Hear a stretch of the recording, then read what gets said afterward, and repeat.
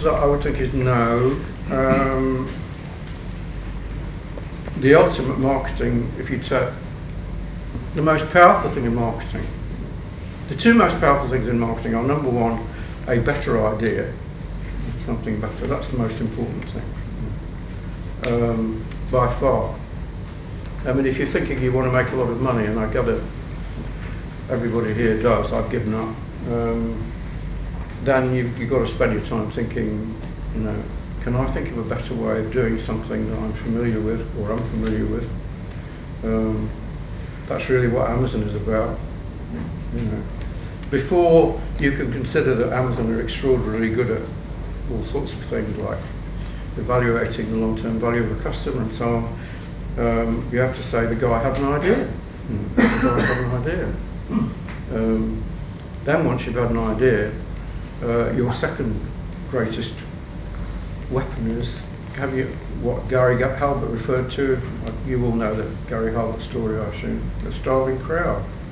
Where can I find the people who want the stuff that I'm trying to flog? Yeah. And I think that in some ways, the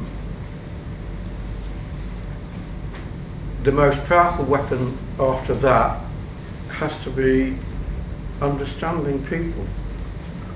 And I'm sure you know the story about the New York bank robber who kept on, Willie Sutton, who kept on. Nobody knows whether this is true, but I don't care. But you've heard, have you all heard the Willie Sutton story?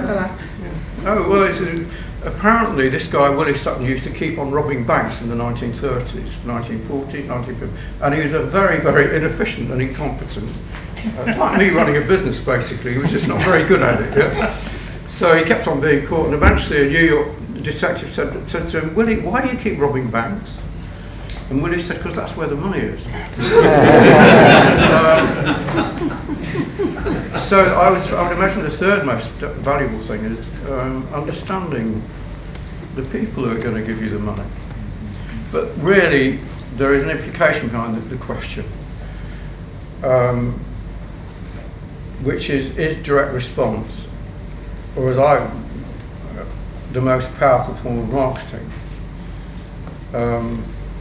which is half true, because the other half of it is not just the response, it's going out to the people, you know, so it's direct marketing.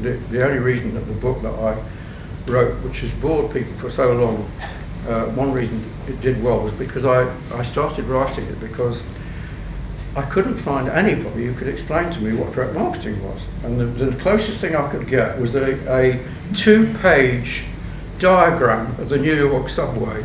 Well, I thought that was what it was.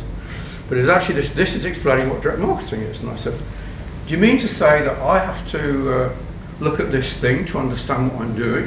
You know?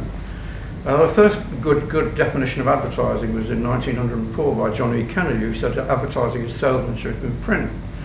So I thought there must be a simple way of defining it, you know? And so I tried to write a definition, which I won't bore you with, but it was very short. You know, any activity whereby you reach your customer directly or a customer responds to you directly. It's a two-way thing, you know. I mean, this sort of thing is squirting stuff out or alternatively hoping stuff will come in. They're linked. I think, yes, that is a very, very important thing. And the reason it's an important thing is because you don't guess, you know. You know to a penny what's working and what isn't working. You can measure everything. The great thing about the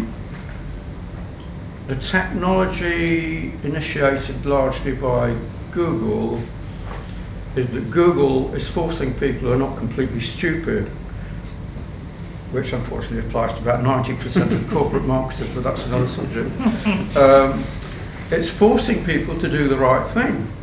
They're saying, you are not going to get good results from Google, you schmuck, yeah, unless you measure and improve and measure and improve and measure and improve.